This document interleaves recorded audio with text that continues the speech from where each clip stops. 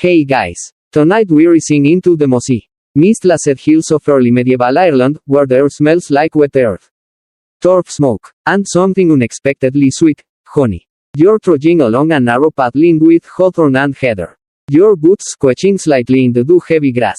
In the distance, a low stone wall curves like a slumbering serpent, and behind it, a row of modest beehives, thatched and sun-warmed, buzzing softly like a lullaby whispered by the land itself.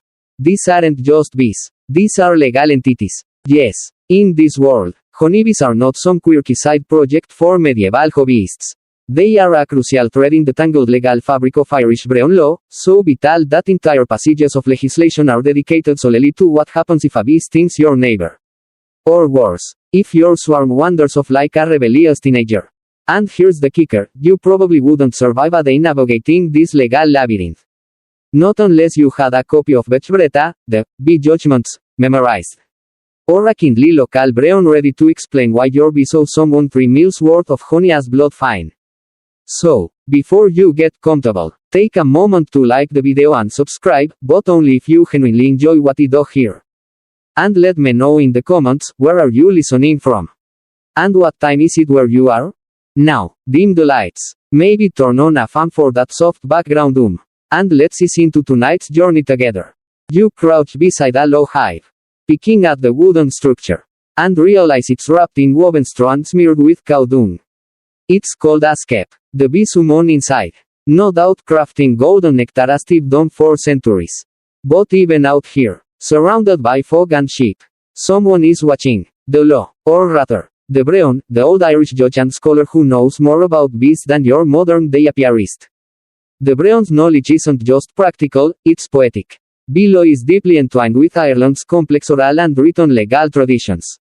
Passed from teacher to student. Etched into memory long before it was scratched onto vellum. And the reason these laws exist isn't as silly as, we like honey. Bees were economic powerhouses. Honey was one of the few reliable sweeteners before sugar ever reached Irish shores. And beeswax? You needed it for everything from sealing letters to making candles that lit monasteries long after the sun dipped below the Atlantic. Which means if someone messed with your hive, if a neighbor burned it, or if someone borrowed your bees for a quick pollination job, and never brought them back, then you were entitled to justice. Not just an apology, mind you, compensation, measured, detailed, sometimes even seasonal. And this is where your medieval head starts to spin. Say a swarm leaves your hive. If it's the first year the swarm was born, and it ends up in someone else's tree, you can take it back. No questions asked. That's because it still remembers you, legally speaking. But if the swarm lives out there in the wild for a full year or more? Well now, the swarm is considered naturalized. It's got squatters' rights. You can't just climb it anymore. Historians still argue whether this was based on actual bee behavior, property theory, or something fuzzier, like magic and folklore. And don't think for a second that bee-related conflicts were minor. One famous case describes a dispute where a swarm moved to a neighbor's tree. And the original owner hired a witness, yes, a bee witness, to testify that the swarm had truly originated from their hive. How does a bee testify? You ask? Oh, don't worry, we'll get there. But first, let's imagine you're a small-time farmer. You've got a few hives on your property. And you trade honey for oats, wax for wool. You've trained your children never to swat at bees, because each sting could literally cost you. If your bee stings a neighbor, and the neighbor dies, well, guess who's on the hook? That's right, you, of course. That rarely happened, but the law accounted for it anyway. And it didn't stop there. One record suggests that bee stings were tallied across a span of 3 years. If too many people were stung within that time, the hive had to be moved. Like a rowdy bar with too many complaints. Imagine applying that to your dog or your house plants today. Sorry, Mr. O'Malley, your rhododendron has attacked a 5th mailman. It must be relocated to another field. And yet, this level of legal attentiveness wasn't strange. It made sense in a world where bees were valuable, but also volatile. Left alone, they'd vanish. Mistreated, they'd die. Overharvested, they'd stop producing. They demanded care, respect, and yes, legislation. And let's not forget the spiritual undertone. In many Irish myths, bees were messengers between wars. Little winged ferrymen embossing between the land of the living and the realm of the gods. So maybe, just maybe, those Brehon laws weren't just about economics. Maybe they were a way of showing reverence to something older and holier than words. You shift your weight and glance up at the sky. A single bee hovers by your ear. Curious, indifferent to your musings. In this place, and this time, you're not just a visitor, you're a potential beekeeper. Juror, defendant, and accidental trespasser all at once. Don't get stung. The law's watching. You're still crouched near the hive. But now you're imagining a scroll, a long, curling piece of vellum inked in soft browns and faded reds. Unrolling across a table in a smoky roundhouse. A Brehon sits cross-legged nearby, reciting law like a bedtime story no child could possibly understand. But here, in medieval Ireland, you have to understand, because bee disputes are more common than sheep theft. And definitely more dramatic. The law scroll is thick with poetry and peculiar specificity. This isn't called legislation written in sterile prose.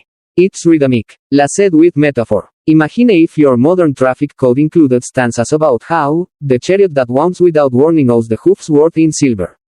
Thrice warmed. Yeah, that's about the tone. And right there, inked alongside rules about land inheritance and injury fines, is a dense little section titled Bechbreta. Or, bee judgments. You squint at the calligraphy. But it's surprisingly easy to follow once you get into the rhythm. It opens not with grand philosophy but with a very practical question: what happens if a swarm of bees from one man's hive flies into another man's property? Should the bees be returned? Do they belong to the tree owner now? Does the honey count as stolen goods? The answers depend heavily on how long the bees have been there. What kind of tree they're in? Whether the original hive can be proven. And, most bafflingly, who witnessed the swarm's flight? Yes, you need a witness. Preferably a trustworthy neighbor. Bonus points if they're sober and not a cousin.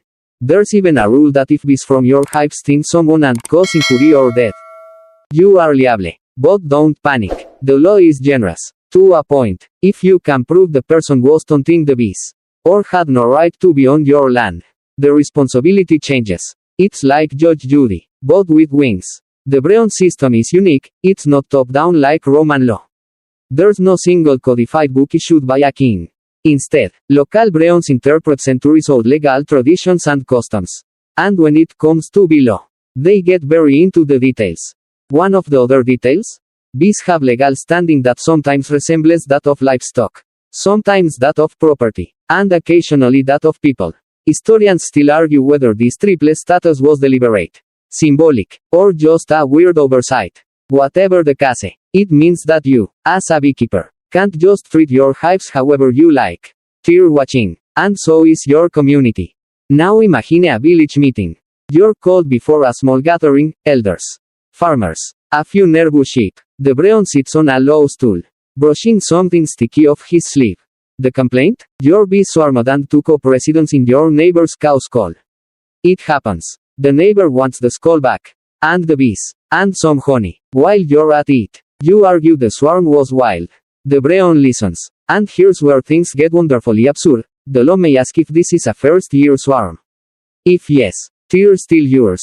If it's their second or third year in the skull? Well, now it gets complicated. One ruling says the bees are shared, 1/3 honey to the original hive owner, 1/3 to the landowner, and 1/3 to charity, or the church. This split the bees logic gets used in lots of strange scenarios. It's not just about ownership, it's about fairness, proportion, and keeping the peace. Honey might be sweet, but the arguments about it can be bitter. And don't forget, bee products were currency. A jug of honey could pay off a debt. Beeswax was used in everything from votive candles to selling food. Which means messing with someone's hive wasn't just vandalism. It was a hit on their economy. There's even documentation of people deliberately sabotaging hives out of jealousy or revenge. In one record, a man is said to have flung a beehive into a bog. The resulting dispute lasted 4 years and required a literal honey audit. And you thought petty hoa complaints were bad. The scrolls don't always name names, but they do record processes. For example, in a bee dispute, both parties are allowed to present witnesses and character references. Yes, character references for bees. Your Honor, these bees have never swarmed unprovoked. They're gentle and productive. Ask anyone. Another quirky tidbit? Some laws treat the bees' movements almost like a trial in themselves. Did they deliberately abandon their hive? Were they provoked? Did someone else place flowers nearby to tempt them away? And yes, bee enticement was a real thing. Some beekeepers used scented herbs or sweeteners to lure neighboring swarms. If caught, the penalties were steep, sometimes even including loss of one's own hives as punishment. So, here in this sleepy green glen, surrounded by low walls and snoring livestock, the law feels less like paperwork and more like folklore in motion. You start to understand why these scrolls were sung and memorized rather than solved. They were alive, flexible, and oddly personal. You glance back toward the hives. The bees are working through dusk, unaware that any of this is peculiar to modern eyes. But to you, with your legal pad of 21 Piedras century thinking, it's wild. You came here expecting cloaks and swords. And instead you've landed in a beekeeping bureaucracy that could out-detail a tax office. Your boots are sticky from spilled honey. Someone's cow is lowing in the distance. And the Brehon is gently reminding you that tomorrow, you'll need to present a full list of what your bees gathered in the last moon cycle, just in case anyone else lies climb. The morning mist clings low to the fields as you rise, stretching your sore back beneath a sky that smells faintly of damp grass, wood smoke, and, yes, honey. You can already hear the from your hives. Which means the bees have beaten you to work. Again. But today isn't about honey collection.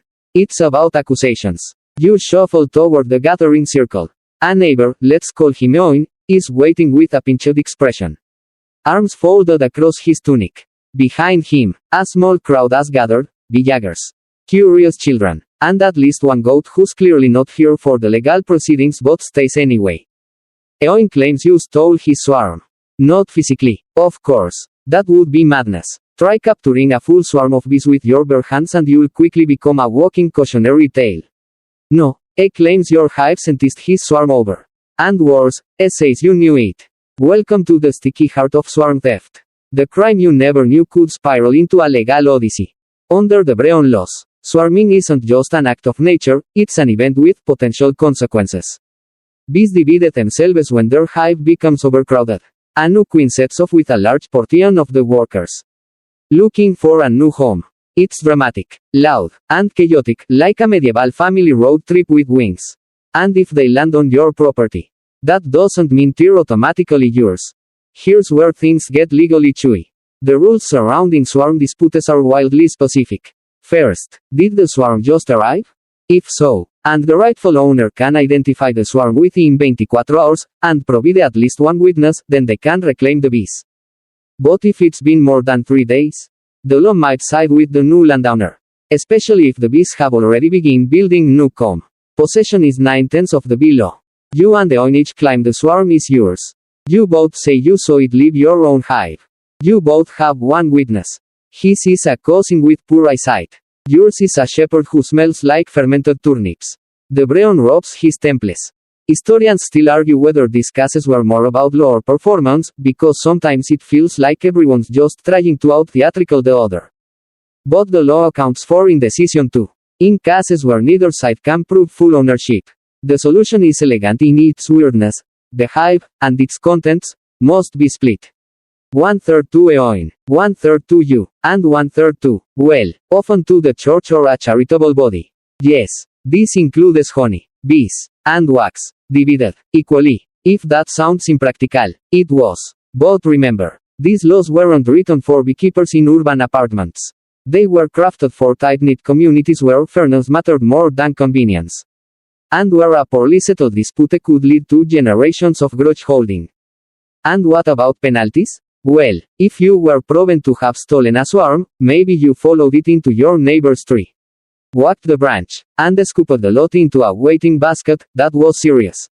You'd owe full restitution. Not just the bees, but also any honey they produced. Plus a fine measured in butter, cloth, or silver, or kumal, the value of a female slave. Which was a standard medieval Irish unit of wealth. Yes, it's uncountable. That's history for you. Of course, most disputes weren't so cut and dried. There's one recorded case, part myth, part legal precedent, where a man is said to have accused his neighbor's dog of driving the swarm away. The Brehon ruled that unless the dog was trained to attack bees, which Now that you think about it, is either deeply impressive or very stupid. The claim was invalid, but if there was evidence of tampering, say, sweet hairs placed near a hive entrance to seduce the bees, then it could become a full criminal matter. The offender might be fined so severely he'd lose his own hives. And bees, like you're learning, were a long-term investment. They weren't just bugs. They were a family asset. That brings us to the bizarre but true, bees were often listed in property inventories. Passed down through generations. Just like livestock. In fact, some noble families had bees mentioned in wills. Alongside oxen, clocks, and harp strings. You hear the Brehon clearing his throat. The judgment? Split the hive. Eoin doesn't look happy, but nods. The crowd murmurs. The goat sneezes. And you both agree to a division. You're handed a small comb of honey. It drips slightly onto your tunic. You resist licking it, barely. Later that night, you sit by the fire, turning the events over in your mind. There's a certain logic to it all. You realize, in a world with no surveillance, no forensics, and no DNA tests, fairness had to be tangible, seen, shared, and weirdly enough, the swarm, the original troublemaker, is happily buzzing away in its new split home. Oblivious to the drama it caused. Bees don't care about ownership. They care about pollen, temperature, and whether the queen is giving off the right vibes. You, meanwhile, are learning that managing bees in medieval Ireland isn't just about smoke and honey. It's about neighbors, negotiation, and knowing when to share the comb without sharing your pride. Tomorrow, you'll have to explain the situation to your children. You imagine saying, "We lost half our hive in court today. But at least we didn't lose the goat too."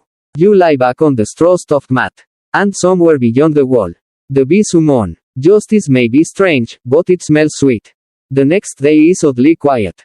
No buzzing crowds, no shouting neighbors, just the usual loud thrum of bees and the soft rustle of wind through long grass. You stretch and yawn, thinking that perhaps, for once, the hives will behave, but the land has other plans. You're summoned to a small thatched hut where an elder woman named Myrene sits cross-legged by a fire. Her hands folded neatly over her knees. She doesn't look angry, more like perturbed. Your bees, she says softly, have been accused of murder. You blink. She explains, her cousin, Roadan, died after being stung repeatedly while walking past your property. There were no witnesses, just Roadan, his now swollen body, and a trail of very active bees still lingering around his walking stick. You stammer, you weren't even there, and bees don't exactly wear name tags. But Myrene's calm. She doesn't want vengeance. She wants clarity. And under Brehon law, she might get it. You see, in this strange, moss-draped corner of history, bees could be implicated in homicide, accidental or not, and their legal status as semi-sentient property made them. And by extension you, culpable. The Brehon laws are clear. If a person dies due to a bee sting, and those bees are identified as belonging to a specific hive, the owner of that hive may be responsible, unless, of course, the victim provoked the bees, entered land without permission, or, as one delightful old passage suggests, was clad in goat scent or strong spirits, which bees apparently find highly irritating. Historians still argue whether these laws were more symbolic than practical. After all, proving a bee's intent is even harder than proving a sheep's alibi. But the legal logic was this: if your property causes harm, and you file to control it, you're on the hook. To determine guilt, a local Brehon would conduct an inquest. This wasn't CSI, Ireland. But it had its flair. Witnesses might be brought in to testify about the swarm's general temperament. Had anyone else been stung recently? Was the hive unusually aggressive? Were flowers near the road blooming with extra fervor, luring bees too close to passers-by? You think of Roadan. He was known for loud singing and a fondness for fermented barley. Could they have startled the bees with a spirited tune and a stumble into the hedgerow? Myrene admits he was merely off his path that day. The Brehon listens, nodding, and then, in one of the strangest proceedings you've ever been a part of, he orders a probation for your hive. Yes, a hive on probation. You are to observe the bees for 30 days. If no further complaints arise, no stings, no deaths, no drunken wanderers collapsing in the bramble, then the matter will be considered settled. If, however, another incident occurs, the hive may be exiled. That's right, the whole hive must be moved to a less populated area. Usually at least a cow's walk away, or roughly 300 yards. You agree, reluctantly. The last thing you want is to be known as the killer beekeeper. Still, you ask, if Ruadan's death is determined to be caused by your bees, what's the penalty? The Brehon replies, you do a blood fine, a payment made to the family of the deceased. The amount depends on the victim's social rank. Ruadan, being a free farmer, would require modest compensation. If he'd been a noble, you'd need more than a few hooves of honey to clear your name. You sigh. Even the bees look guilty today. Huddled tightly in their combs. Wings barely twitching. There's another wrinkle here, something historians love to chew on, in some tales. Bees are said to carry the spirit of a deceased person. Or at least to be connected to fate and the soul. If a person died after a bee sting, it might be seen as a divine omen, punishment or prophecy. So the question of intent gets even blurrier. Did the bee sting because it was threatened? Or because the gods willed it? That line of thought rarely holds up in court. But Myrin smiles faintly. Ruadan always feared bees. Perhaps they feared him too. You agree to watch the hive. 30 days. No stings. Easy. Right. Later, you find yourself whispering to the bees. Please behave. Please. The queen doesn't reply. She's busy doing queen things, laying eggs, regulating temperature, ruling the mini empire beneath the wax. The next few days are tense. Every boss makes you flinch. A boy gets stung once, but admits he was trying to kiss the bee. You argue this is not grounds for legal action. The Brehon agrees. After 3 weeks, things settle. The hive is quiet, productive, calm. No more deaths. No more drunken singing near the hedgerows. On the 30th day, the Brehon returns. He inspects the hive. No aggressive behavior. No complaints from Myrin. She even brings a small jar of berries as peace offering. The ruling is clear, your hive is acquitted. You offer a symbolic spoon of honey to Myrin, who accepts with grace. The case is closed. That night, you sip mead slowly, staring at the hive from a respectful distance. Your bees may be small, but in this land, their reputation looms large. One wrong sting, and your whole livelihood could be uprooted. Or worse, someone else's. You drift off, dreaming of buzzing wings and legal scrolls with tiny bee doodles in the margins.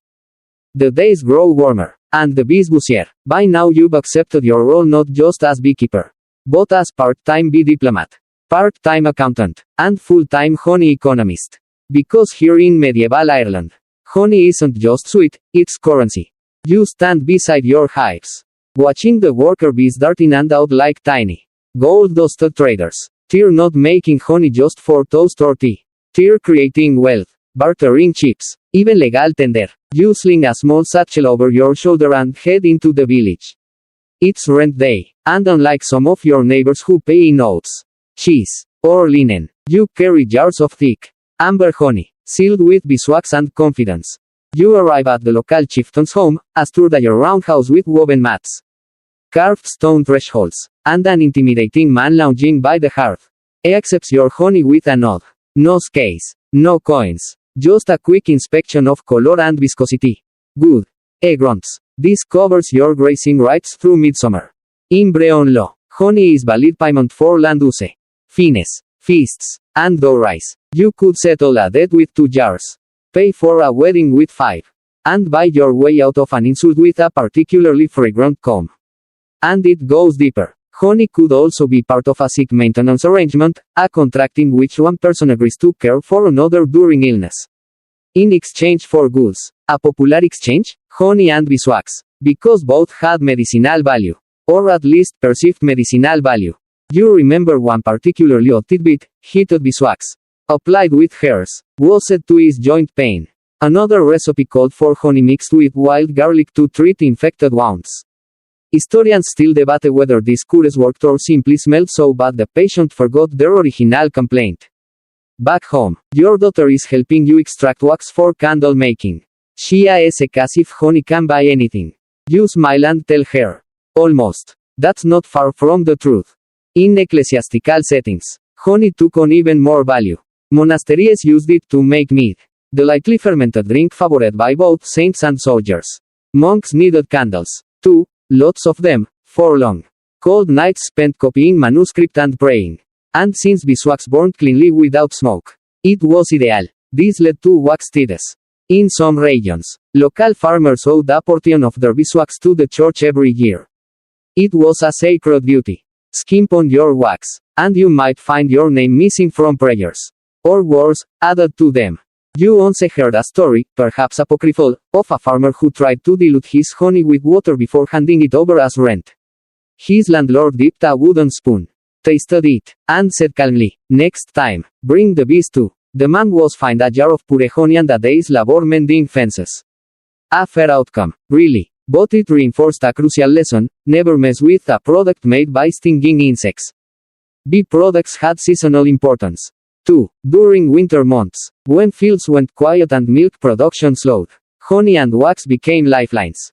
Stored in cool clay jars, honey didn't spoil quickly. It was nature's gold, thick, sweet, and able to outlast the damp chill of January storms. Wax, meanwhile, became part of winter rituals.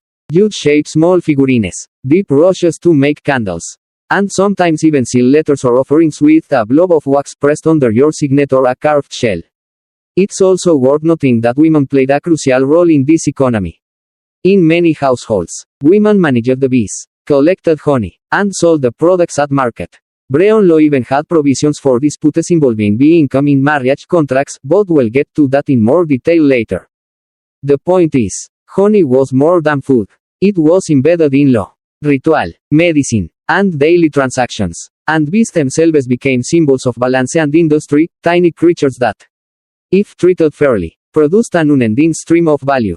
Of course, this led to expectations. If you failed to provide your honey payment on time, it could be seen as neglect. Or worse, deceit. And deceit, in the legal sense, was one of the higher order offenses. Depending on who you shortchanged, you might be required to pay double the amount next time, or triple, or offer public apology while holding a dripping comb and trying not to get stung. You once saw that exact punishment at a nearby village gathering. A man tried to bluff his way through a honey teeth dispute. The Brehon ruled that he must carry a large honeycomb through the village with the phrase, "Io the hive."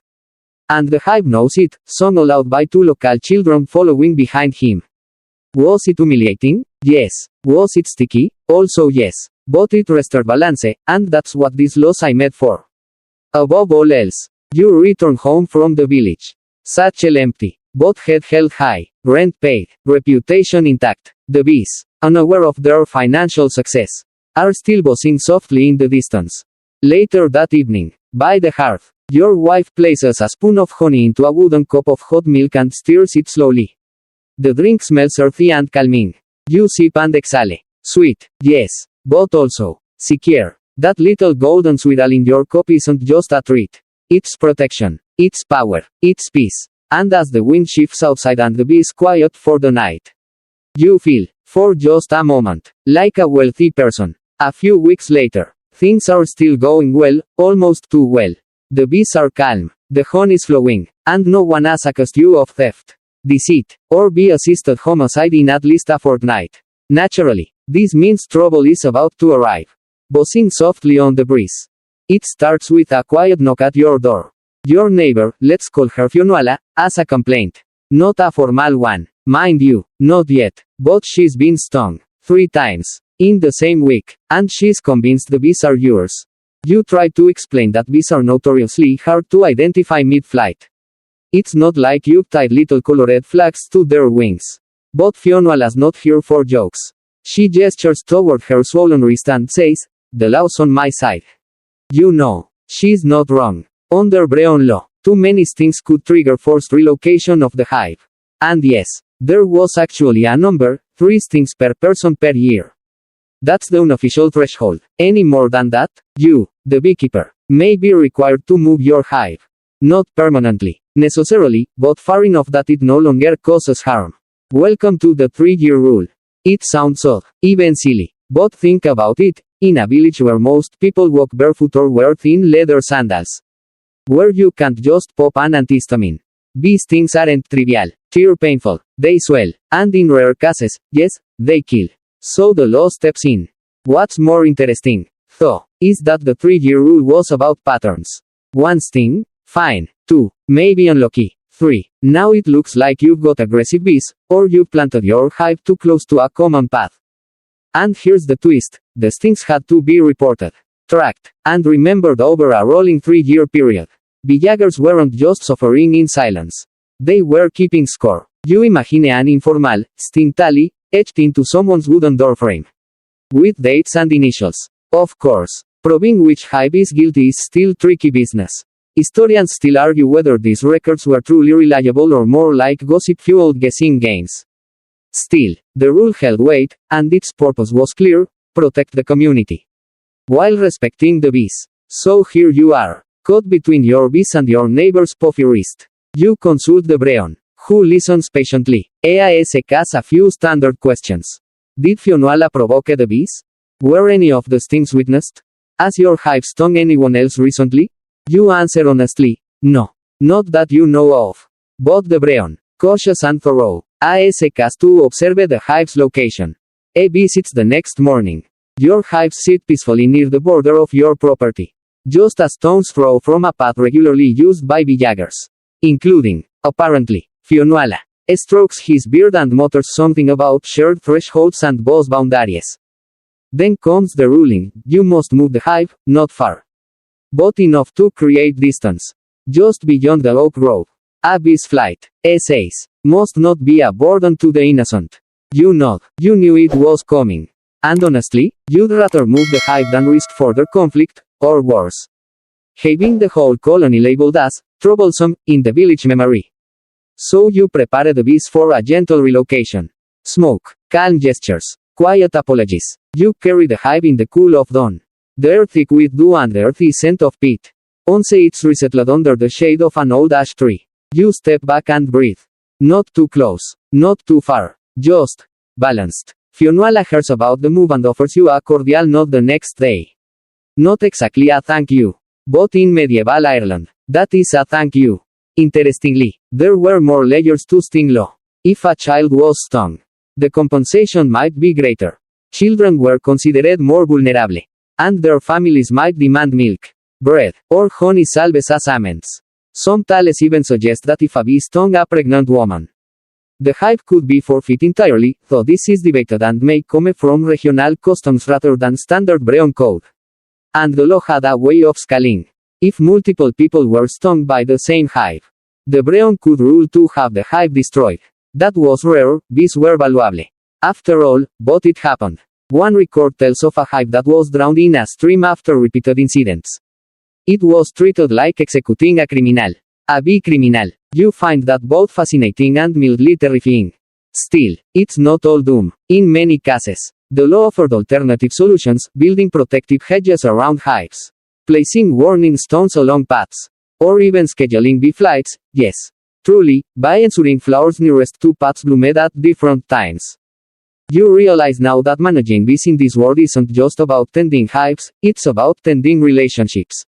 Social harmony depends on you knowing when to move your bees, share your honey, and accept your legal beekeeping responsibilities with grace. Later that week, as you walk by the relocated hive, you spot something small on the ground, a tiny wax comb, shaped like a half moon, discarded or broken off. You pick it up, hold it to the light. The honey has dried, but a faint sweetness lingers. You smile. Bees, after all, are just trying to live, same as everyone else. It begins with a knock at your door. Again, you're starting to wonder if being a beekeeper in medieval Ireland is less about tending insects and more about hosting legal dramas with honey-scented tension. This time, it's two brothers from the next village, arguing loudly about a hive they found wedged in the fork of an ancient ash tree on the border between their lands. The hive is thriving, oozing honey, and, no surprise here, both brothers claim it's theirs. You're brought in as a neutral party. Why you? Because you have a calm demeanor, a decent beard, and most importantly, a reputation for understanding the infamous have-honey rule.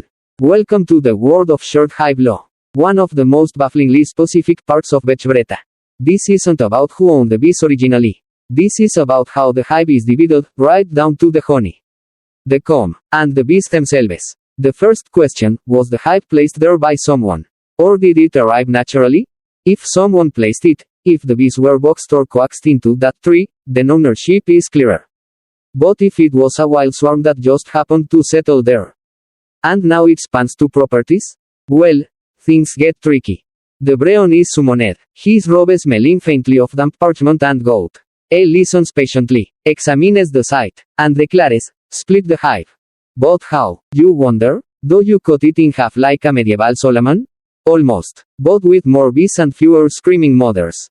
According to the half-honey principle, the hive's contents are to be divided into thirds, one for each disputing party, and one for a neutral entity, often the church, a poor family, or even an agreed-upon third party, sometimes.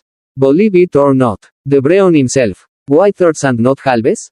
Historians still argue this. Some believe it was to ensure impartiality. Others think it reflects a kind of cosmic balance, a cultural pattern in Irish law where fairness always includes an external stabilizer. Like an emotional referee with a sweet tooth.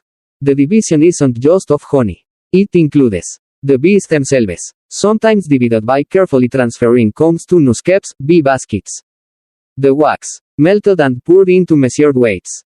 The hive casing, if handmade, often given to the party who provided the original material. Of course, splitting a living hive is no small task. It must be done with skill and respect. That's where you come in.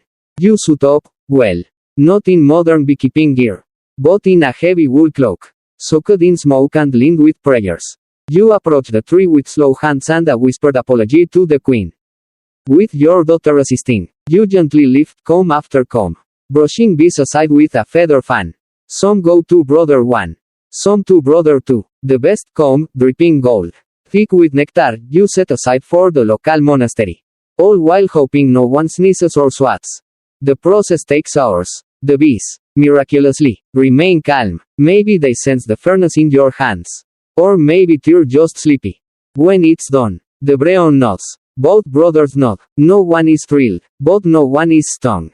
Either. In Brehon terms, that's a win. Later, sitting by your own hives, you marvel at how deeply honey shapes this society, not just as food or money, but as a symbol of justice. You recall an older case, told to you as a boy, where a chieftain's bee gift to a rival clan caused outrage. The rival claimed the honey was from a cursed hive. The ensuing fallout led to a legal poem, preserved in oral tradition, outlining how to properly gift bee products without accidentally triggering war.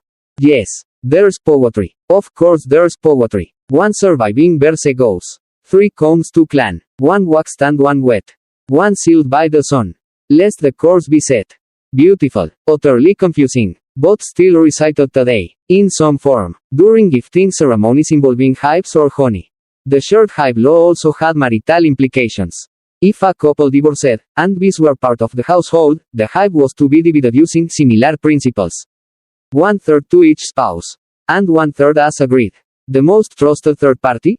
The sister of the wife. Supposedly, she'd keep the bees honest. Or at least the honey. You sip your evening drink, mead, of course, and reflect. There's something oddly satisfying about living in a world where the default solution isn't punishment but division. Not, who wins, but, how do we all live with something sweet? And as you lie down on your straw mat, the gentle hum of bees drifting in from the window, you realize that even here, in a world without electricity or paper money, fairness finds a way to buzz into daily life, one sticky dispute at a time. It's early morning again, and you're following a trail of muddy footprints through the damp grass, because someone summoned you to witness the behavior of a bee swarm. Not tend it. Not harvest from it. No, observe it carefully. And be ready to offer a statement. Because apparently, bees can be witnesses in court. Sort of. You arrive at the edge of a barley field, where a swarm has settled on a low branch of a hawthorn tree. A few beejaggers stand nearby, arms crossed, and one man, Domhnall, is muttering under his breath about how the bees know what they know. You're skeptical, but you also know enough about Brehon law by now to not laugh. Because what Domhnall's referring to is real, there are cases on record where bee behavior was used as indirect legal evidence. The Brehon arrives, trailing a young apprentice who's scribbling in a wax tablet. He examines the swarm, listens to the buzzing, and then listens to Domhnall's story. Apparently, Domhnall had a hive stolen last week, vanished overnight, and now, a few days later, this swarm has appeared in his neighbor's field. His argument? They came back to me. You ask the obvious question, how does a node tear his bees? Domhnall squints at the swarm and replies. They hovered over my roof. Then they followed me here. Ask them. Right. Now, in modern law, this wouldn't go far. But in the world of the Brehons, these swarm's movements might be considered suggestive evidence. Not definitive, but part of a broader pattern. Did the bees truly return to their original territory? Were they responding to familiar scents or sounds? Could they recognize their keeper? Historians still argue whether these traditions were legal formalities or folkloric rituals dressed up as justice. But there's little doubt that medieval Irish law left room for the uncanny, the unexpected, the buzzing gray area. The Brehon listens. Then it turns to you. You've seen the bees. What do you think? You gulp. You're not a bee psychic. But you're honest. You describe how the swarm seemed to linger near Domhnall when he arrived. How it quieted a little when he spoke. You mentioned that bees are scent-driven creatures. And Domhnall likely handled them before. That might explain their calmness around him. The Brehon nods. Not exactly a eureka moment. But your words are now part of the record. Eden orders what's known as a bee inquiry, a 3-day observation period where the hive is left undisturbed. And both parties are allowed to present further evidence of ownership. Evidence might include scent familiarity. Did the bees respond better to one party?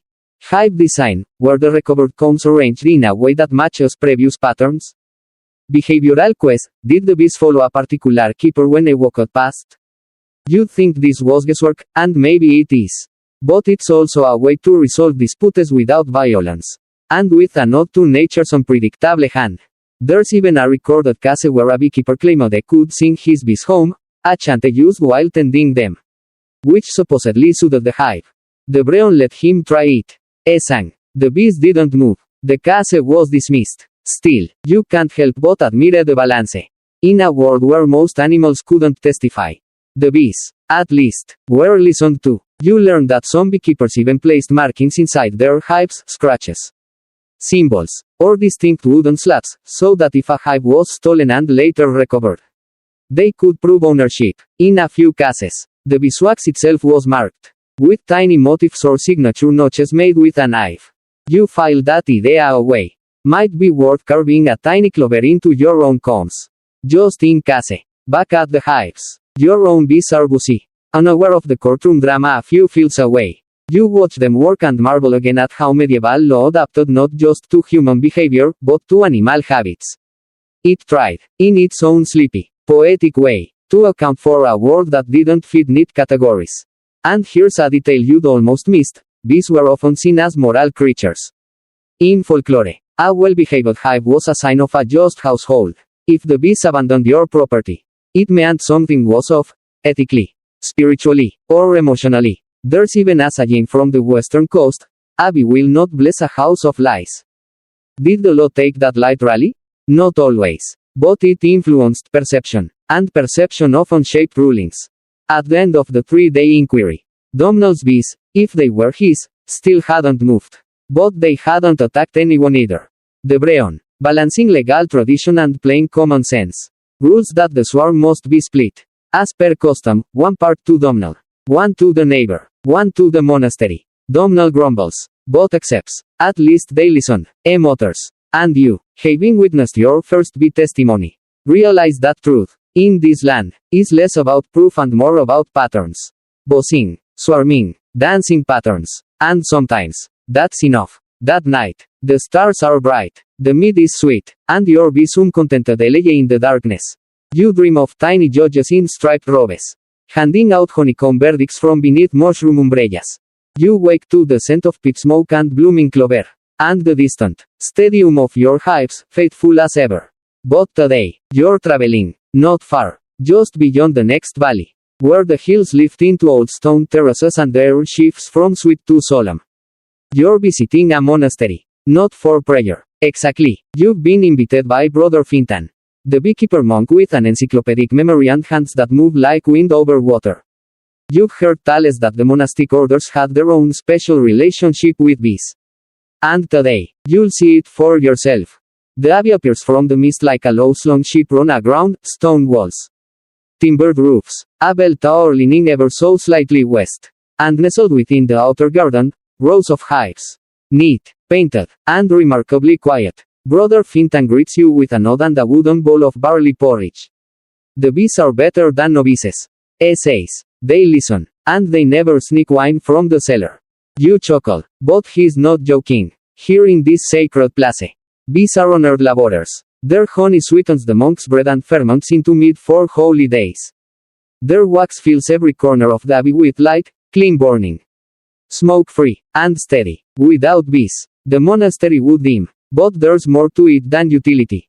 Fintan explains how early Irish monks saw bees as spiritual creatures, symbols of purity, order, and divine harmony. There's a passage in an old sermon recites from memory, as bees gather with no thought for self, so must we gather good works. Silent and tireless, you watch as a novice monk tends the hives, whispering what sounds like a prayer before lifting the lid. The bees stir, but gently. No smoke, no flailing, just reverence. It's not just the monks who cared so deeply for bees. Even kings paid attention. In fact, royal hives were a real thing, hives kept near court grounds, often tended by elite keepers, and taxed meticulously. Yes, bees were taxed. Under Brehon law, a portion of a beekeeper's annual honey and wax production was owed to their lord. The standard amount? 1/3, in many regions. And these taxes weren't just arbitrary, they were recorded, monitored, and in some cases, even used as diplomatic gifts. Imagine two chieftains meeting to resolve a land dispute. Instead of exchanging swords or oaths, they trade wax tablets, jars of fermented honey, and combs so fresh they're still warm. Let this sweeten your tongue. One might say, a little cheeky, but also deeply political. A wealthy-made honey gift could ease tempers better than a poem. You ask Brother Fintan how the monks handled their taxes. He shrugs. We give what we owe. The Lord provides what's left. But he also tells you about wax debts, a legal oddity where someone could incur a formal debt not in coin, but in candle weight. So if you break a promise, he says, you might be ordered to provide 2 wax tapers tall as your arm.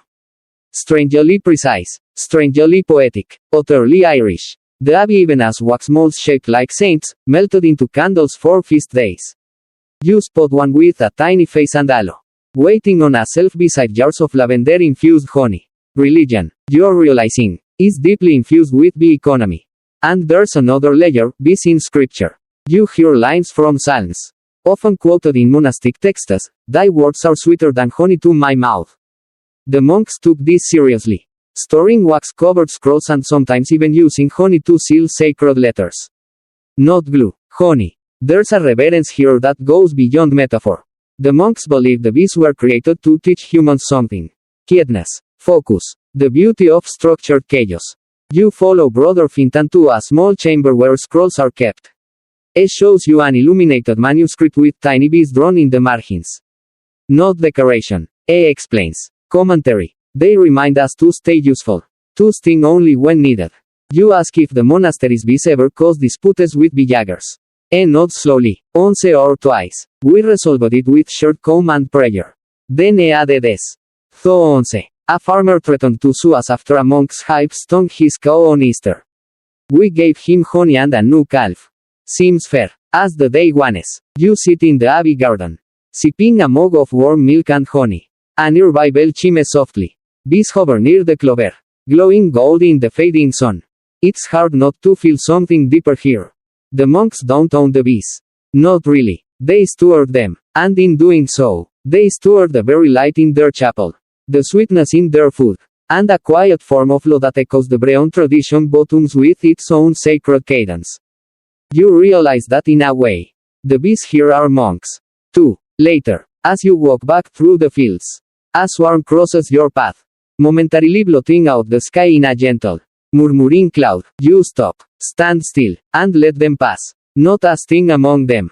You're back on your own land now. But something feels different. The air is thicker, the trees are older, and the paths seem less traveled. You've been asked to help track a wild swarm, not one from your hives, but one from the deep woods. And with wild bees come a wild loss.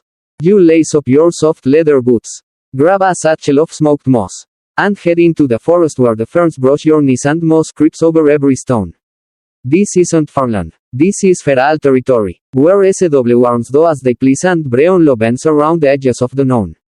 You soon spot the swarm, perched high in the crook of an old birch tree, buzzing like a cloud stitched to the bark. But before you can reach it, another figure emerges from the trees, a hunter named Kaolan, holding a long staff and wearing a wolfskin cloak. Saw the swarm too. And he's not here to chat. This one's wild, says. And he saw it first. He's quoting from a very particular line in Brehon texts: wild bees belong to the finder, if, and only if, they can be claimed without harm. That means no burning branches, no theft from a sacred grove, and absolutely no injury to the swarm itself. Historians still argue whether wild SWRs were seen as truly unhonored, or whether they belonged to the land itself, sort of a druidic concept of nature owning nature. Either way, once a swarm leaves domestication and sets up in the woods, it enters a legal gray zone. Ownership is now a matter of teaming, skill, and respect. Kaolan pulls out a small woven basket. You recognize it as a gabalan, a bee catcher's tool, lined with crochet hairs. He's here to lure the swarm gently, legally, without force. If E succeeds, tear his. If E fails, anyone else can try. You offer to assist. Nods 11. Together you stand beneath the birch, waiting for the right breeze, the right scent, the queen's slow descent. Bees are not quick to abandon safety for a stranger's box. You under your breath. Kaolan closes his eyes. An hour passes. And then, success. The bees begin to drop, drawn toward the basket like drifting smoke. Not all at once, but in waves. Kaolan kneels, patient. You hold your breath. And that's when a third party appears. A woman named Aoife, trailing a goat and a small child, claiming she followed this swarm from her own property, 4 hills away, and that they originally came from her own hive, which had split last week. Welcome to the wilderness version of Judge Judy. The Brehon is summoned. His robes nagging slightly on brambles as he makes his way through the underbrush. He listens to each side. He examines the swarm, the tree, and the forest path. He takes out his staff, draws a ring in the dirt, and thinks. Here's what the law says: if a swarm has been in the wild for more than a day without being followed or claimed, it can be considered forfeit. But if someone actively tracked the swarm, even from a distance, and can provide some proof of origin, markings on the queen, say, or testimony from a reliable witness, then a case can be made. Aoife doesn't have a witness, but she has an old piece of wax comb marked with her seal, an oak leaf scratch, and claims it matches the comb found near the base of the birch. Kaolan scoffs. That could be from anyone. The Brehon decides, split climb. But no thirds this time. Because this is wild land. The normal domestic rules don't apply. Instead, the honey will go to Aoife, the bees to Kaolan, and the wax must be offered to the local church as a neutral recipient. Aoife accepts, grudgingly. Kaolan seems satisfied. The child seems more interested in climbing trees. You help divide the goods. The wild comb is darker, thicker than your own hives, more aromatic, like chestnut and pine. You wonder what flowers these bees knew, what secret groves they danced in before arriving here. There's a wistfulness in working with wild bees. Tiruntamed, harder to read, but somehow purer, and they stir something ancient in you, something beyond law, beyond language. Later, back at your own hives, you think about what you've seen. The law adjusts itself out there in the woods. It breathes differently. It listens to the trees, to the bees, to the movement of clouds. And even the Brehon, wise as he is, doesn't claim to know everything. You recall something said in passing, in wild law. We do not own, we only tend. That night, the woods are loud with crickets and the occasional flap of bat wings. Your bees are safe in their skepps. And your mind hums with images of dark honey, moss-covered stones, and bees that belong only to themselves. You fall asleep wondering if you could follow a swarm for days, through forest and rain and fog, just to bring them home. And then you wonder, would they want to come? A breeze rolls through your thatched roof early in the morning, smelling faintly of rain-soaked leaves and wood smoke. You stretch, expecting a quiet day, but no. There's a commotion at the far edge of the village. You throw on your cloak and follow the sounds of the bate, arriving to find a gathering of farmers, a red-faced herdsman, and, at the center of it all, A peculiar man in a patchwool tunic holding a long wooden crook with a beeswax ball tied at the top. Someone whispers his name. That's the bee sniffer. You blink. Yes. This is real. Meet the bee sniffer, not a myth. Not a joke, but an actual role in some medieval Irish communities. His job? To locate unregistered or illegally concealed hives. A strange but essential occupation in a world where bee ownership, honey taxes, and property disputes depended on knowing exactly who had what, and where. The man passes slowly, nose twitching theatrically, as if he can smell deceit in the air, or at least wax. I smell bees behind that stone wall. He says with grave seriousness, pointing at the herdsman's small shed. The herdsman protests. He claims the hive isn't his, that the swarm arrived 2 weeks ago and simply settled there. But according to Brehon law, if you knowingly allow bees to nest on your property and benefit from their presence, you may be held responsible for taxes, fines, or even bee-related injuries. This is where the bee sniffer steps in.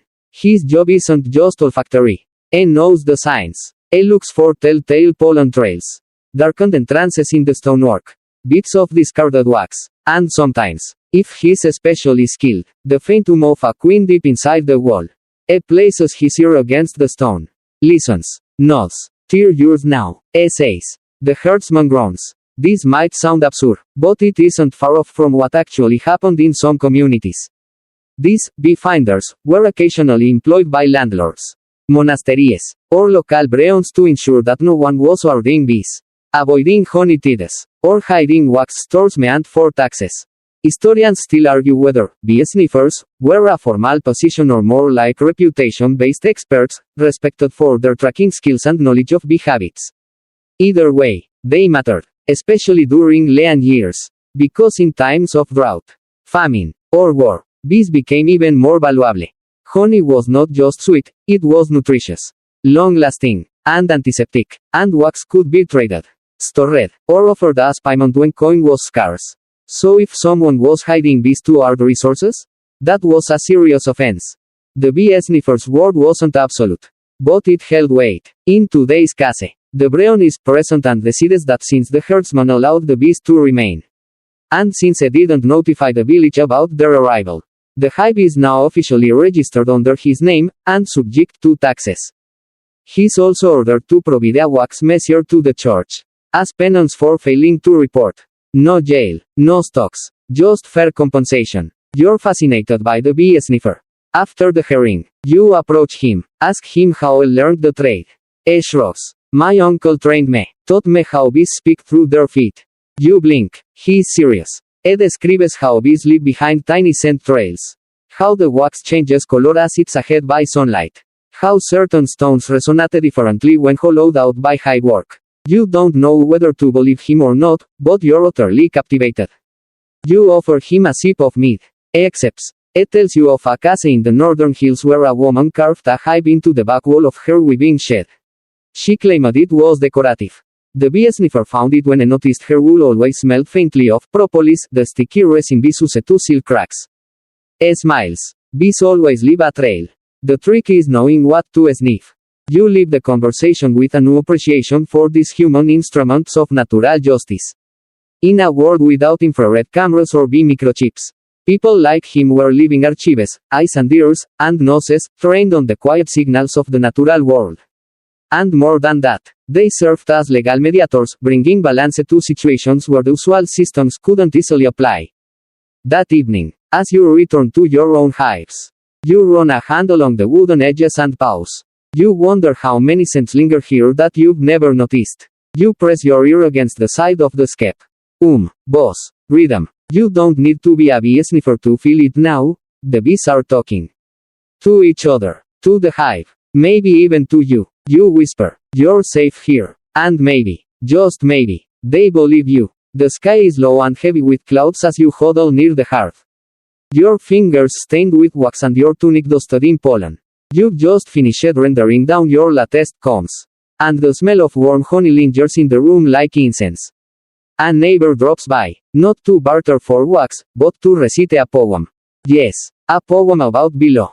You've heard of this before, rhymed passages passed down orally. Not just as entertainment, but as legal instruction. Because here in medieval Ireland, Law wasn't always written in cold ink. Sometimes it rhymed, sometimes it danced, sometimes it hummed like a hive. The poem begins to chant is one you recognize in fragments. It's part of the Bechbreta. The be judgments, preserved not just on vellum but in metrical verse. So that even a poor farmer, or a traveling shepherd, could memorize the rules without needing to read. If bees do bite and none do see, the keeper must not punish it be. But should the sting draw forth a cry, let witness speak or judgment lie. It's not exactly Shakespeare, but it works. And more importantly, it rhymes in Irish, which makes it easier to remember when your ears are filled with wind and your hands are numb with cold. You ask your neighbor where I learned it. From my gran. Essays. She knew verses for everything. Below, cow theft, even divorce. This is how legal education worked for many in early Ireland. While trained Brehons studied for years and memorized thousands of case precedents. The everyday folk had verse, condensed, rhythmic capsules of wisdom they could trade around fires or recite during disputes. Historians still debate whether the poetic versions of laws were always accurate, or sometimes deliberately simplified, but even so, they served an important function: legal accessibility. If you couldn't read Latin, or you didn't have a scroll, you could still know your rights, if you remembered the rhyme. Some verses were playful, others were grim. One you've heard involves a bee sting leading to a fatal accident and ends with the chilling line: the comb must melt, the wax must burn, for life once gone shall not return. But not all bee poems were law. Some were ritualistic, whispered to bees when a keeper died, so the bees wouldn't abandon the home. It's called telling the bees, and while more commonly associated with later English tradition, there's reason to believe it existed in Irish custom too. A soft-spoken farewell, like, your keeper's gone to fields beyond, but still your hives must hum the song. You find that strangely moving. There are also verses meant for bees themselves, incantations. Really, one fragment in a 9th century manuscript instructs, both not in wrath, O blessed swarm, take gift of time and keep it warm. Return to skep with queen held tight, and leave thy sting unloosed this night. It sounds silly, but when you whisper it near your hives, something shifts. You don't know if it's the bees, or just your own breathing slowing down. You learn from a passing monk that many early Irish Christian texts absorbed these bee verses, blending them into psalms or hymns. One rare copy of a gospel as a marginal note, as bees do guard the sweetness of their labor, so too must we guard the word. There's even a legend that Saint Modomnoch, the patron saint of Irish beekeepers, could command bees with gentle speech. It's said he brought SW arms with him when he left a monastery, 3 hives that followed him by choice, not force. The story was written partly in verse. Now, as you sit with your daughter, carving new labels into your skep covers, you recite a few bee stanzas aloud. She giggles at the rhyme. She doesn't know yet that this is law, hidden in song. You realize that bee legislation in Ireland wasn't always about punishment.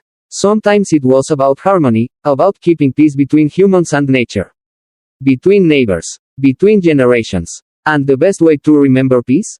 You sing it. That night, with rain misting softly against the roof and the fire hissing gently in the hearth, you hear your daughter whisper, both not in wrath, O blessed swarm, and you smile, knowing that even if the scrolls fade and the skepps rot, the law will live on, in voices, in memory, in lullabies for bees. You're standing in your garden, arms dusted with pollen, when your cousin Nuala storms through the gate, red-faced and fuming. She's holding a folded bit of parchment and a broken bit of beeswax comb.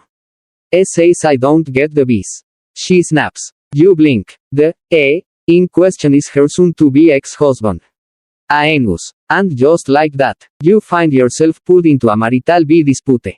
Because yes, in medieval Ireland, bees could be included in marriage contracts, and they absolutely could become the subject of separation agreements. The Brehon law was surprisingly progressive in some ways. Women could own property, initiate divorce, and demand compensation for mistreatment. But when it came to livestock, land, and yes, beehives, things got a bit sticky. You ask Nuala if the bees were hers before the marriage. She shakes her head. We bought them together, in name the queen. Right. According to the legal texts, if property was jointly acquired during the marriage, it was usually subject to equal division. And bees were no exception. But if one partner tended the hive more than the other, fed the bees, mended the skep, harvested the honey, they could claim a larger share.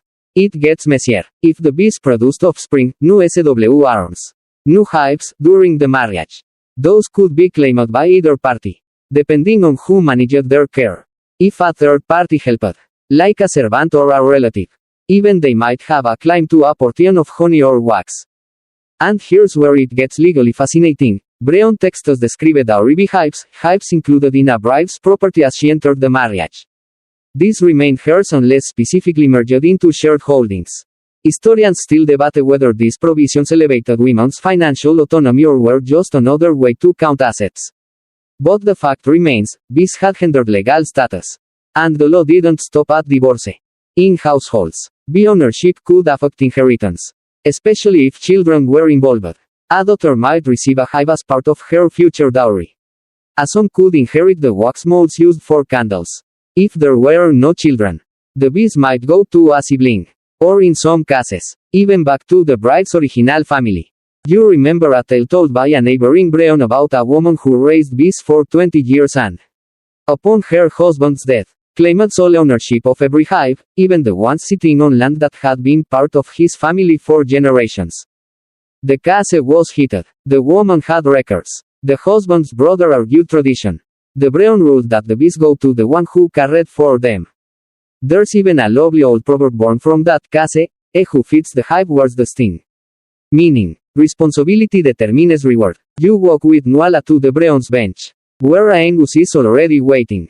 His arms folded and his tunic conspicuously clean, suspicious for someone who supposedly manages hives. The Brehon listens. Asks questions. Who bought the hive? Who tended the bees? Who harvested the wax? Who got stung? Angus falters at that last one. I don't go near them much. Well. The ruling is clear, the hives will be split, one to each party.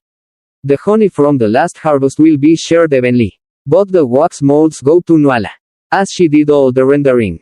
Angus is awarded a starter swarm and the empty skep to rebuild. It's not a perfect solution. But both parties nod. Later, Nuala mutters. He'll never manage that swarm. But she's smiling. A little honey-sweet revenge. You realize this isn't just law. It's lived economics. In this society, bees are more than food, tier status, security, and sometimes, symbols of virtue. In fact, there are poems, of course there are, comparing a woman to a beehive, warm, productive, sometimes dangerous, always necessary. One verse goes, a heart is her hive. A comb her tongue. She stings the full but feeds the young. It's not subtle, but it tells you something. Bees and women were often linked metaphorically in this culture. Both admired and feared, and both deeply embedded in the domestic economy. There's even a superstition that if a woman's bees died unexpectedly, it meant her marriage would soon end, or that it had ended in spirit already. No surprise that keeping bees alive was a source of personal pride and social credibility. You ask Nuala what she'll do with her hive now. She smirks. Raise them proper, like he always have. And as she walks home with her swarm humming softly inside a straw-covered skep, you can't help but feel a swell of admiration. She's not just taking back her bees. She's taking back her power. That evening, your own hives are calm. A single bee lands on your thumb, pauses, and lifts off again. And you think, these creatures have a way of sorting things out. If the queen fails, they make another. If the hive splits, they find a new home. Maybe the law's just trying to keep up. Rain taps gently on the roof. You're indoors, rubbing beeswax into a cracked leather belt. When the door creaks open, it's Father Cormac, Robe Damp. Eyes twinkling. He always shows up unannounced. You don't mind. I need your help. He says, setting a small, water-stained scroll on your table. Something old has resurfaced. We think it's part pagan. You raise an eyebrow. He shrugs. It's about bees. Of course it is. The scroll is fragile, parchment barely holding together. Written in faded ink and flowery script. It seems to be an early monastic record, referencing a much older legal passage. It's part Latin, part Old Irish, and utterly enthralling. It outlines how pagan Irish bee customs were absorbed into early Christian practice. Reshaped, baptized, but never quite erased. You sit, Fascinated, as Cormac explains how early saints didn't ban the old bee rituals, they repurposed them. Take, for instance, the practice of whispering to bees when someone died. In pagan tradition, this was a form of soul guidance, telling the bees that death had occurred so they wouldn't leave the hive in mourning or confusion. Instead of banning it, monks transformed it into a prayer ritual, asking God to carry both the soul and the hive into peace. You find that oddly beautiful and practical. In fact, early Christian communities continued many pre-Christian bee rites, tweaking their intent without touching their structure.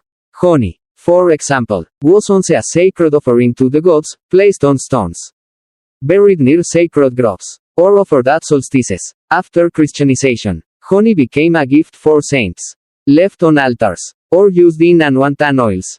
Some of these adaptations still felt a little sticky. Cormac points out a passage about honey collected only during a blessed moon, believed to carry healing powers. We don't quite endorse that anymore. Essays. But we also don't stop the beejaggers from doing it.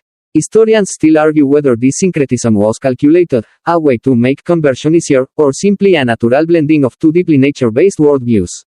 Either way, the result was a kind of dual religion, where saints wore old symbols and bees flew between the sacred and the seasonal.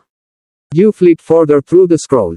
There's a section describing the saint's hive, a literal hive placed near the altar in certain monasteries, believed to produce purer wax.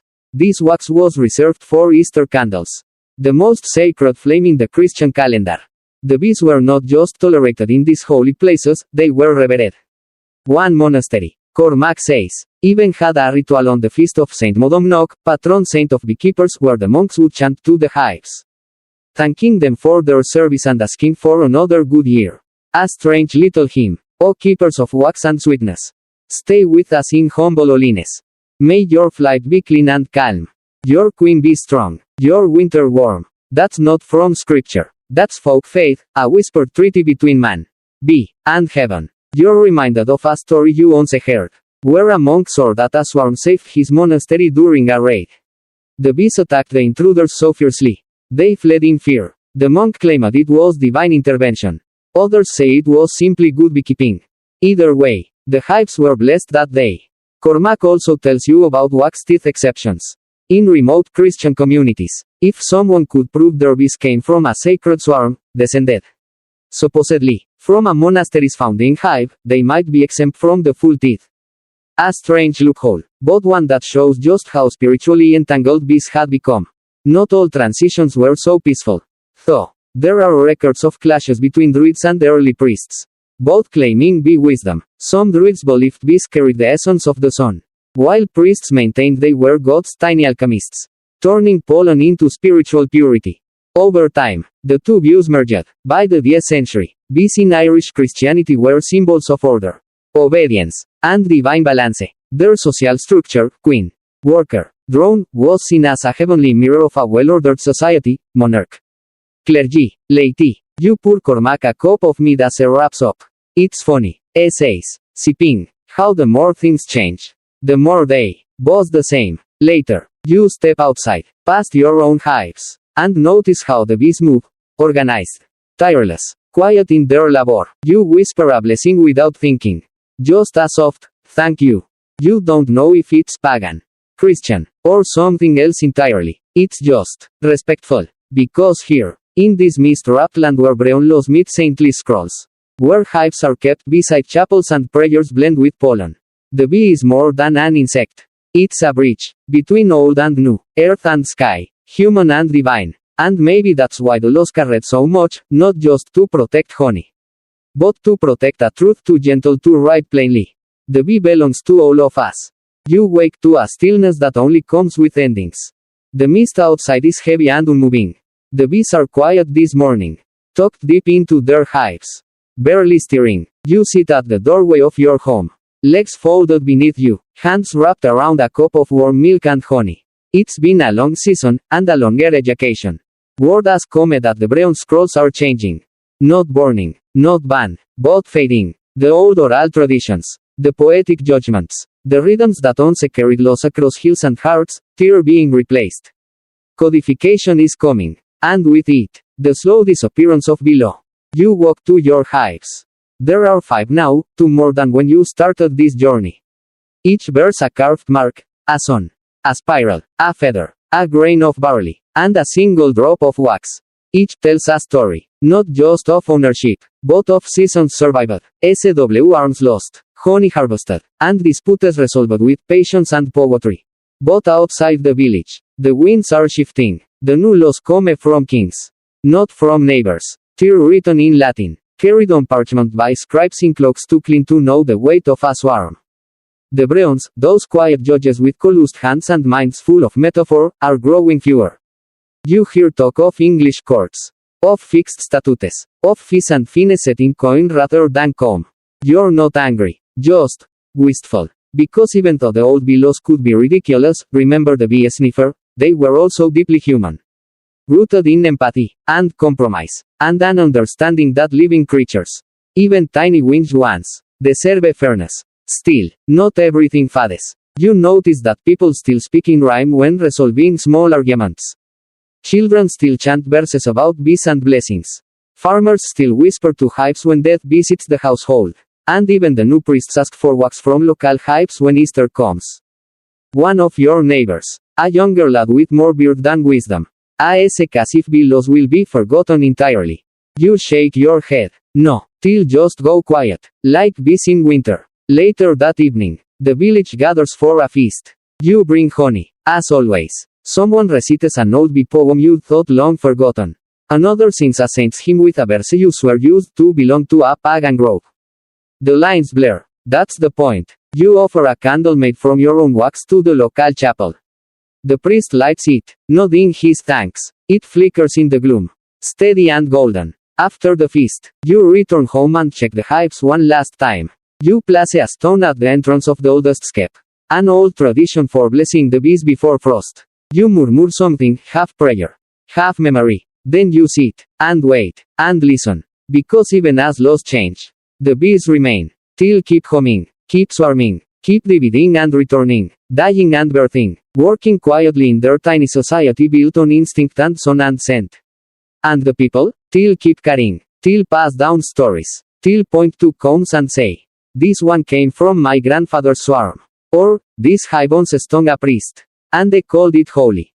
The scrolls may fade, but the bees write their own history. In wax, in flight, in flowers. You rise, head inside, and leave the bees to their rhythm. Wind down 300 words.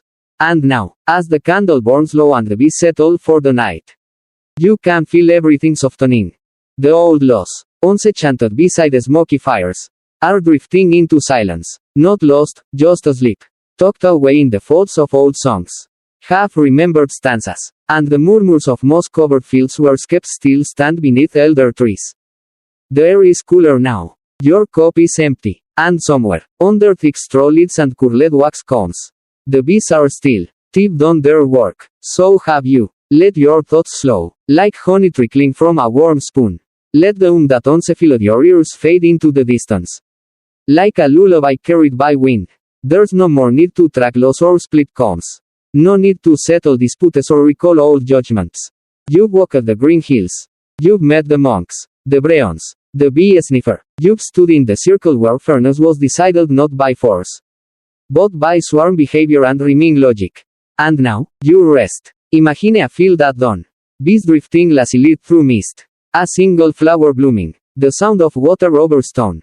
And the weight of wax in your palm, warm, golden, and real. You wake to the sound of ghouls instead of bees. The air smells of salt and moss. And outside your window, the sea heaves in long, gentle breaths against the rocky shore. You're not home anymore. You've crossed the water, ferried by a narrow skiff to one of Ireland's westernmost islands, where the mainland's customs fade. And older rhythms still linger. The island is barely a scratch on the sea. Just a few stone huts, some bent trees, and a handful of people who live by fishing, weaving, and, remarkably, keeping bees. You wouldn't think bees could thrive here. With wind so sharp it cuts through wool, and rain that arrives sideways. But they do, tucked into some facing rock crevices, protected by dry stone walls. The island's hives boson in stubborn defiance. And so, too, do the old laws. Your host, an elderly man named Sean, meets you at the dock. His hands are thick with calluses. But his voice is soft. Slow. Speaks Irish first, then translates. The bees out here don't follow Dublin's rules. They follow the tide. And what my father said. Shows you a hive built straight into the wall of his kitchen. You blink. It's not decorative, it's functional. A flat wooden board separates the bees from the room. They come and go through a tiny hole in the outer stone. And on cold nights, the warmth from the hearth keeps them alive. It's always been this way. Sean shrugs. You share your fire with the bees. And they share their gold. You ask if there were ever disputes, swarm theft, sting law, honey arguments, OA, essays. But we settle them with stories. Not courts. Out here, the Brehons never truly died. They just became oral again. Folded into song. Softened into proverb. You hear one such proverb as Sean's niece brings you a bowl of fish stew and sets it on the table. A man who swats a bee forgets the queen is watching. You're not entirely sure what it means. But it sounds true. Later, you walk the island's single winding path. Past 3 more homes and 6 more hives, some built into rock. Others perched like cairns at the edges of vegetable plots. You notice how carefully they're tended. Even here, where life is already labor. You meet Myre, who keeps a hive near a sacred spring. She tells you that her grandmother used to whisper bee blessings on in bulk. The early spring festival was sacred to Brehon. A soft chant, calling the bees back from their winter sleep. Coaxing them to fly again. Wake, daughters of wax and sun. The frost is gone. The boats have come. It was said softly, just once a year, but it stayed with her. No scrolls, no Brehon judgments, just ritual wrapped in breath and rhythm. You ask if they ever told the bees when someone died. Myre nods, still though. And so you learn that here, on this wind-shaped rock in the Atlantic, the ancient bee customs never needed preservation. They simply remained, not as laws enforced by judges, but as habits of the heart, ways of keeping balance between human and hive. You ask what happens if a swarm goes missing. Well, Sean says, we look for it, and if it settles on someone else's land, we wait 3 days. If no one claims it, they keep it. If someone does, we split it. Same as always. It's the Brehon, word for word, but there's no scroll, just memory. You hear of one island tale, how 2 brothers fought over a wild swarm that settled on their fishing boat. Unable to decide who should keep it, they tied the hive into a crab trap and sank it beneath the dock for 1 night. If it survived, it was a sign. The next morning, the swarm was gone, having escaped through a crack in the trap. Neither brother kept the bees. But they never fought again. Historians, if they knew of this, might scratch their heads and wonder whether this was law or legend. But out here, it doesn't matter. The bees are part of the family. You don't argue with them. You just live around them. You sleep that night in a stone-walled room with no window. Just a small hole that lets in errant distant buzzing. You dream of cliff hives and combs shaped like crescent moons. You dream of wax-wrapped laws passed down in salt-stained rhyme. And as dawnlight creeps over the sea, you realize, the law never truly died here. It just flew to the edges of the world and kept humming. It's just after dawn. You sit on a flat rock overlooking the sea. The wind lifting your cloak and tousling your hair like an overfamiliar aunt. The island behind you is still asleep.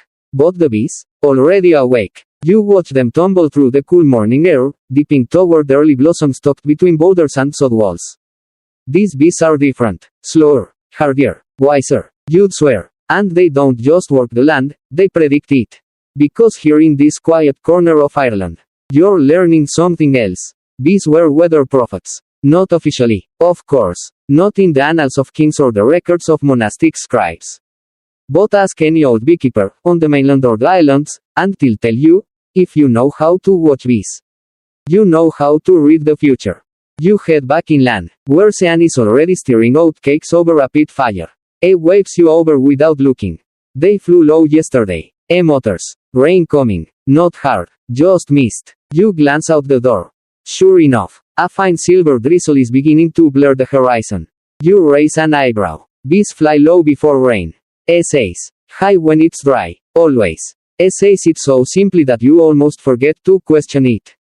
But later, Myre tells you more. There's dozens of signs, she says, feeding her hens. If the bees stay inside too long in summer, There's a storm brewing. If they cluster at the hive entrance at sunset, it'll be cold tomorrow. If they're too quiet in August, frost'll come early. You nod slowly. This isn't science. Exactly. But it is observation. Passed down in rhythm. Layered into experience. These weren't just quaint old sayings, they were working knowledge.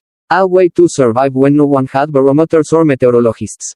Historians still debate how much of this lore overlaps with known atmospheric behavior. Some signs align with what we call changes in barometric pressure or humidity. Others seem more poetic than predictive. But the people here believe it. And perhaps more importantly, they use it. You're handed a brittle page from an old hand-copied almanac, rescued from a ruin near Kilkee. It lists bee behavior weather signs in verse. When bees do rest on doorway stone, a wind shall rise, and clouds be blown. If hive is loud at summer's end, the frost shall come, the leaves shall bend, but should they in heavy heat, then autumn's crop will come in sweet. The verses read like charms. But they're not meant to invoke, they're meant to warn. And they're not limited to weather. Bees were believed to sense more than sky. Some said they could predict illness, deaths, or misfortune. If a hive swarmed out of season, it was an omen. If they refused to enter a new skep, the household might fall into debt. If a queen died unexpectedly, someone in the village might follow soon after. You ask whether this is superstition. Meyer shrugs. Superstition is just knowledge we haven't translated yet. You stay quiet. She's probably right. Back at seance, you help tend to the hives. One swarm is sluggish today. Frowns. They're telling us something. You wait. But no storm arrives. No chill. The next day, though, you hear that a young lad in the village, Ruaidri, has taken ill. Nothing serious. Just a fever. Still, Sean glances at the hive and mutters. They knew. It's not just this island. Back on the mainland, farmers would track bee patterns for planting. A late swarm meant a late harvest. A restless hive at midsummer warned of drought. Some even believed bees could predict birth, especially of twins, if the hive was louder than usual after dark. You once laughed at the idea that bees had legal status in court. Now you wonder whether they should have had a seat at the council table. Even the Brehon texts hint at this reverence. Though subtly, one passage says, when suits the bee shall not find luck in wind or rain. Another, more obscure entry, refers to the silence of hives before misfortune. No explanation, just the observation, recorded and left for future minds to puzzle over. And that's what bee law was. In the end, a blend of observation, morality, and deeply local science, a law built not from iron or ink, but from watching wings and listening to ums. Before you leave the island, Sean hands you a tiny scroll of beeswax, sealed with a thumbprint. It contains nothing, just blank wax, wrapped in cloth. What is it? You ask. A weather charm. Says. You hang it above the hearth. The bees know what you need. Even if you don't, you pack it gently in your satchel. That night, as the wind rises and the fire crackles low, you lie awake listening to the rhythm of the hive just outside. It's different now, not louder, not softer, just deeper, like tears singing in a key only time can hear. And you drift off thinking, maybe they don't know something we don't. You leave the island at dawn. The boat creaking underfoot, the sea wind cold enough to bite. Behind you, hives vanish into the mist. There is no doubt already foraging in crevices and cliffside blooms. Ahead, the mainland, greener, louder, faster. But your ears are still tuned to the quiet You're listening now, more than ever. As the boat drifts toward harbor, a memory surfaces, something Meyer told you over a cup of herb tea. The bees know the year's shape, she said, not just the weather, the shape of time. You watch them through the turning points, Beltane, Lugnasad, Sawan, Imbolc, and you'll see. You didn't ask then, but now you want to know more. So today, you go asking. You meet an old woman named Sorcha in a village near Tara. Her cottage leans slightly to one side, like it's tired of standing up straight. The garden is tangled, but alive, and in the center, flanked by nettles and flowering thyme, stand 3 hives, each painted with spirals and sunbursts. She offers you bread with honey before you speak, because hospitality comes first. Then, slowly, she begins to explain. Beltane, the beginning of summer, is the season of swarming. It's the fire festival. Cattle are driven between flames. Couples leap embers. And the bees? They stretch their wings, split the hive, and go seeking new homes. If a hive SW arms too early before Beltane, it's a bad omen, a house divided, a loss before fruiting. But if the swarm arrives right after the fires are lit, it's a blessing. Sorcha tells you some villagers used to leave combs near the threshold as offerings during Beltane. Not to the bees, exactly, but not to them. Lugnasad, the harvest festival, comes in August. This is when honey is weighed, wax is molded, and mead is made. It's also a time when bees were believed to be most volatile. You must not disturb them around Lugnasad, lest you disrupt the balance between what has been planted and what is sowed. An old saying, who robs the hive at harvest, loses double come frost. Some households gave the first jar of honey to a neighbor in silence. A kind of wordless contract. A gesture of balance. Samhain, the end of the year, is when veils thin, souls walk, fires are banked low, bees go quiet. If a person dies near Samhain, the hive must be told immediately. Otherwise, the bees might leave. Sorcha remembers her mother whispering to each hive, touching the lid, telling them who had gone. Some even left black cloth over the skep, tiny mourning veils, fluttering in the November wind. In bulk, late winter is sacred to Brehon. It's when the bees are still mostly asleep, but signs of waking begin. Candles are lit from last year's wax, saved specifically for this day. A small bowl of warmed honey is sometimes left in the cold, in case the queen wakes early. You ask if these practices were part of the Brehon scrolls. Sorcha chuckles. No, tier older, or maybe beside the law. The Brehons wrote rules, but these? She gestures to the painted hives. These are memories. Historians would call it seasonal folk custom. Anthropologists might call it agrarian symbolic behavior. But here, it's simply how things are done. You sit with Sorcha through the afternoon. The bees come and go lazily in the soft air. She tells you more. If a bee lands on your hand at in bulk, it's a sign of healing. If a swarm enters your house on Beltane, a wedding is coming. If bees fly in circles over a grave at Samhain, the soul is at peace. Are these laws? No. Are they followed? Always. You help her clean an old wax mold shaped like a sun. She says it was used to make a candle only once a year. On the longest night, not for light, but for guidance. The bees don't know night. She says. They trust that light comes again. So should we. Later, you walk back through the village. You pass homes with hives tucked between low stone walls and hen coops. You see bees circling a blooming apple tree. And somewhere in the distance, you hear a child reciting a rhyme about combs and fire and Brehon's breath. These rituals aren't written in scrolls or carved into stone. But they last. Because the bees are the calendar, the festival, and the keeper of what we dare not forget. They mark time with wax and wing, with and sting, with patterns we barely understand but feel deep in our marrow. And as the sun sets on this turning day, you light a candle made of last year's wax, a wordless tune, and whisper a small, awkward thank you to the hive by your door. You don't need to know what it means. The bees do. The candle has burned low. Outside, frost lashes the grass like spilled flour, and the trees stand brittle in the breathless night. You sit near the fire, fingers wrapped around a mug of spiced mead, and the bees, though long tucked into winter stillness, feel somehow close. Still watching, still whispering. You thought, maybe, you'd reached the end of this journey. The laws, the customs, the myths. But tonight, an old woman in a patched green shawl named Brona sits across from you, picking at a thread on her sleeve. She doesn't offer you a lull or a poem. Just a story. One time, she says softly, my aunt's hive went silent. Not quiet, silent. No buzz, no not even a wing twitch. It was right after her husband died. You nod. You've heard this kind of tale before. So she sang to them. Brona says, every morning, old cradle songs. Just for a week. On the seventh day, they began again, as if they'd decided to live. She looks at you. You'll never read that in any scroll. And she's right. Because this final stretch of bee history doesn't live in documents or even ritual. It lives in whispers, gestures, and the folds of memory. It's not Brehon law or monastic adaptation. It's what came after, in the cottages, the hills, the quiet spaces between generations. You walk through the village one last time. It's winter now. No flowers, no bees, just old hives staked in dry corners, waiting. But on one windowsill, a child has placed a jar of honey with a pine sprig inside.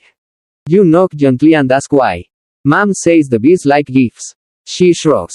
Even when they're sleeping. And there it is. You stop by a small cemetery just beyond the village. No gates. No marble. Just worn stones and tall grass. On one grave, you spot a wax comb pressed into the earth. Dull now. Half melted. Someone left it there. No name attached. No explanation needed. You walk on. In the hedge, a bird sings a single broken note. In the trees, wind moves like breath. And as you pass an abandoned body, a woman is inside, tending a candle beside a cracked skep. She doesn't see you, but you pause, watching the quiet ritual unfold. She dips her fingers into honey, dabs it behind her ears, and murmurs something. Maybe a prayer, maybe just a name. These are the final echoes of below, not as instruction, but as instinct. You remember a line from somewhere, one of those verses that seem to appear and disappear in the Brehon texts like ghost combs. When scrolls are dust and courts forgot, the bees will still remember what was taught. That line doesn't appear in any academic edition, but the elders swear it used to be there. Somewhere, before the pages went missing or the ink wore away. You speak with a folklorist Once, young, freckled, with a notebook full of half-told legends. She says bee stories appear in almost every Irish county. Not legal texts, just tales. A farmer who dreamed of a swarm and found his fortune buried beneath the hive. A bride who gave her wedding honey to the wind, and never quarreled with her husband. A girl's tongue on the tongue before Samhain, who grew up to be the village seer. Are they true? Doesn't matter. The folklorist tells you she once asked a 90-year-old beekeeper about sting law. The woman tapped her chest and said, "It's all written in here. Love." You believe her. Because you've seen now how below evolved, not into new scrolls or statutes, but into habits, rhymes, winks, and customs too gentle to enforce. In one pub, you hear a man refuse to take money for a wax candle. It's blessed. Says, you don't charge for that. No one questions him. In another village, children skip rope to a rhyme that ends with, "Keep your queen and never lie, else bees will live and spirits cry." You don't know who wrote that. But someone did. Probably a grandmother who didn't have a law degree but knew what fairness felt like. And now, as you close this part of your journey, you realize that the Brehon scrolls were never the end of the story. Just one chapter. The bees outlived the judges, outlived the monks, outlived the scribes. They live in rhythm now, in the turning of the seasons, in the way people talk, in the jars on windowsills and the wax tucked into coat pockets for luck. The laws are gone. The bees remain. You whisper one last thank you at the hive near your own door. Now dusted in frost. You think it hurts you. Or maybe it just feels the warmth behind your breath. Either way, you go inside, and sleep like someone who's finally understood what it means to live by the